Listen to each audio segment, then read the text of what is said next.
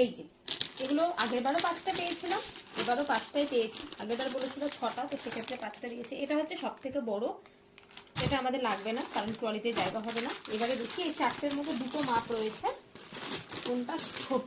2টো হবে ছোট, 2টো হবে তার থেকে একটু বড়। এই 2টো সমান দেখাচ্ছে, তার মানে এই 2টো বড়। অতএব এই 2টো আপাতত আমরা আর খুলছি না।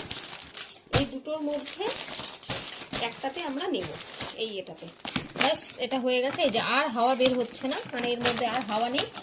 এর মধ্যে আমি আপাতত 2টো কম্বল ভরে পিকব্যাগটা রেডি করে রাখি। আরও একটা কম্বল আমাদেরকে কিনতে হবে। এই ব্ল্যাঙ্কেটগুলো আমরা ট্রেনেও ঢাকা নিতে পারবো, আর ওখানে যে আমাদের হোটেল নেওয়া রয়েছে সেই হোটেলগুলোতেও কিন্তু আমরা চাইলে ঢাকা নিতে পারবো। এই যে এই সেকশনটায় ভরে নিচ্ছি কম্বল। এই ব্ল্যাঙ্কেট এখানে 2টো ভরলাম, এখনো অনেকটা জায়গা আছে, আর একটা ব্ল্যাঙ্কেট আমাদের অনায়াসে চলে যাবে। আর সেই সাথে এর পরের যে সেকশনটা রয়েছে এখানে ভরবো আমাদের দুজনের, মানে আমার আর আপনাদের দাদা দুজনের হচ্ছে 2টো পাম বালিশ।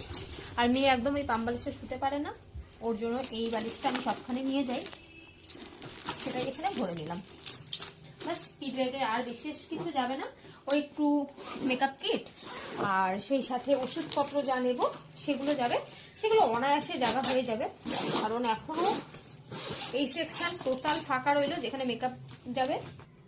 এই সেকশনে যাবে হচ্ছে মর্নিং এক্সেসরিজ গুলো, মানে ওই ব্রাশ পেস্ট এসব জিনিসগুলো নেব, ওটা হাতের সামনে থাকে তাহলে সুবিধা হবে। আর এখানে মেকআপের পত্র যায়, তারপরে যা জায়গা থাকবে এর মধ্যে আমরা নিতেই পারবো। কিটব্যাগটা মোটামুটি প্রায় রেডি, খালি মেকআপের জিনিসগুলো সেগুলো আলাদা করে তারপর। আর হ্যাঁ, সেই সাথে ওই যে ট্রলিগুলো আমরা যে শর্ট আউট করে রেখেছি, এগুলো 2 জায়গায় ভাগ করে আমাদের প্যাকিং করতে হবে, সেসব দেখাচ্ছি তোমাদেরকে পরের ভিডিওতে। টাটা।